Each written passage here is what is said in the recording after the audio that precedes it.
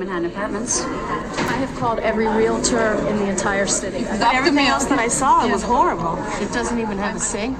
Finding a place to live is always tense, but in many places, politicians have done something that makes it tougher. Normally, when you rent an apartment or house, it costs what it costs because of simple supply and demand. When demand is high, investors see a chance to make a profit. They build more housing. Then supply increases, runs ahead of demand, and prices come back down. The result is affordable housing. That's how it usually works. But in some 200 American cities, politicians, to protect poor people, passed laws that control rents, limit increases. But it so often happens, laws that try to protect us from cruelties of the market have unintended side effects. Look at what's happened here in the city where I live. This is some of New York's most valuable real estate. Does this look like an area that needs to be protected from market cruelties? If you could find a Fifth Avenue apartment on a floor this high with this spectacular view, the rent would be more than $10,000 a month. Alistair Cook has this view. Remember him from Masterpiece Theater? Good evening. I'm Alistair Cook. Cook lives at a large apartment on the top floor of this building. But he doesn't pay the $10,000 a month you'd have to pay. He pays less than a fifth that. Wouldn't you like to pay less than a fifth of your rent or your mortgage? Cook pays less because he scored. He was lucky enough to live in this fashionable building at a time when politicians, to help poor people, regulated the rents.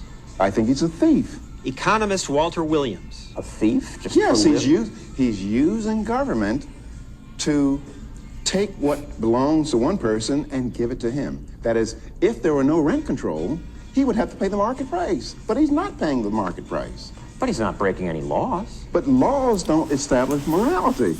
Now, Cook didn't ask for any special breaks. The system just gives it. Remember the Mayflower Madam? Sidney Biddle Barrows made lots of money running a brothel. She pays about half what you'd have to pay for her apartment. Lots of politicians, rich businessmen, and celebrities benefit from rent controls meant for the poor. We usually only find out about them after they've been exposed. Supermodel Kim Alexis lived under rent protection. So did singer Carly Simon and fashion designer Arnold Skazi. When he put his apartment in Architectural Digest, he didn't mention he was getting a rent break meant for the needy. We've been trying for weeks to get inside a wealthy person's rent-controlled apartment with our cameras, but it's virtually impossible. People just laughed and said, no way. But we can show you Mia Farrow's old rent-controlled apartment because Woody Allen shot the movie Hannah and Her Sisters here, a third of what you and I would have to pay on the open market.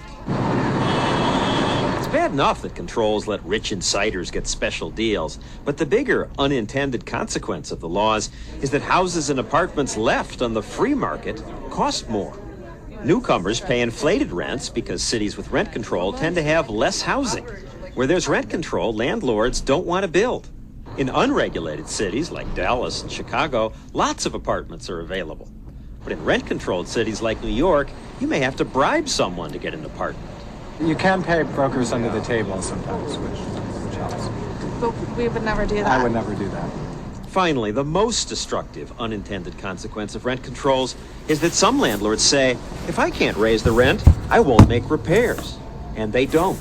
Short of aerial bombardment, the best way to destroy a city is through rent controls. Rent control is a big reason many landlords abandon their buildings, just walk away from their investment. You see acres of it here in New York. All this has led some opinion makers to have doubts and led some politicians to question the wisdom of what they had done. 2 years ago, Massachusetts decided to end rent control. People are building housing now in Boston for the first time in 20 years.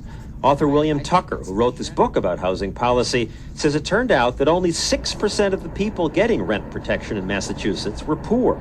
Those people are now getting subsidies. It would be a very easy thing to subsidize all the people in any city that need a little help in paying their rent. But instead you impose this blanket system that ruins the housing market, benefits all kinds of people who don't need it, and then you say, oh, we've got a housing crisis. And that's what we have in New York City and other places where rents are still protected.